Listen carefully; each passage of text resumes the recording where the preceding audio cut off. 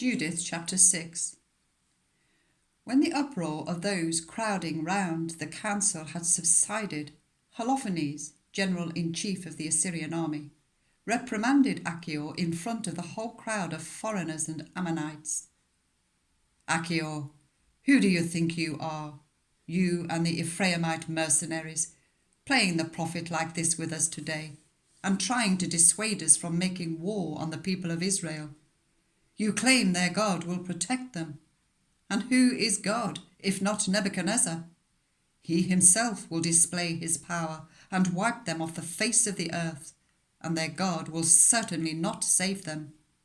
But we, his servants, shall destroy them as easily as a single individual. They can never resist the strength of our cavalry. We shall burn them all. Their mountains will be drunk with their blood, and their plains filled with their corpses. Far from being able to resist us, every one of them will die. Thus says King Nebuchadnezzar, Lord of the whole world. For he has spoken, and his words will not prove empty.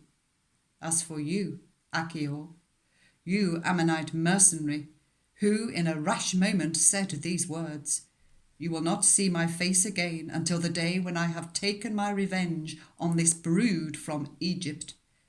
And then the swords of my soldiers and the spears of my officers will pierce your sides. You will fall among the wounded the moment I turn on Israel. My servants will now take you into the hill country and leave you near one of the towns in the passes. You will not die until you share their ruin. No need to look so sad if you cherish the secret hope that they will not be captured.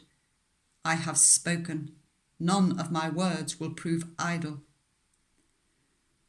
Holofernes, having commanded his tent orderlies to seize Achior, to take him to Bethulia, and to hand him over to the Israelites, the orderlies took him, escorted him out of the camp and across the plain, and then, making for the hill country, reached the springs below Bethulia.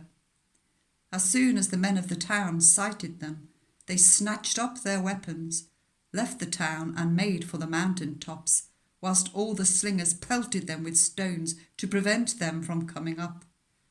However, they managed to take cover at the foot of the slope, where they bound Achior and left him lying at the bottom of the mountain, and returned to their master.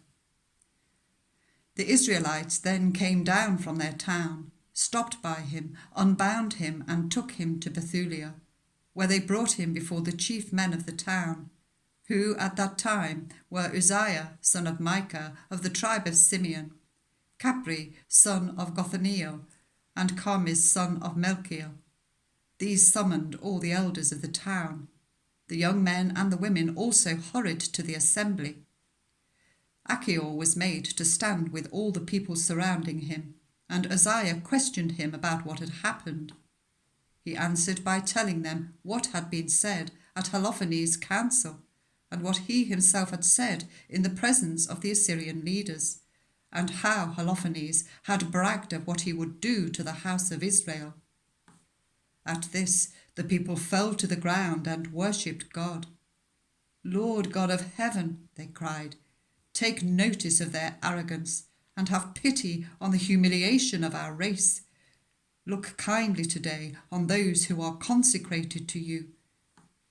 They then spoke reassuringly to Achior and praised him warmly. After the assembly, Uzziah took him home and gave a banquet for the elders. All that night they called on the God of Israel for help.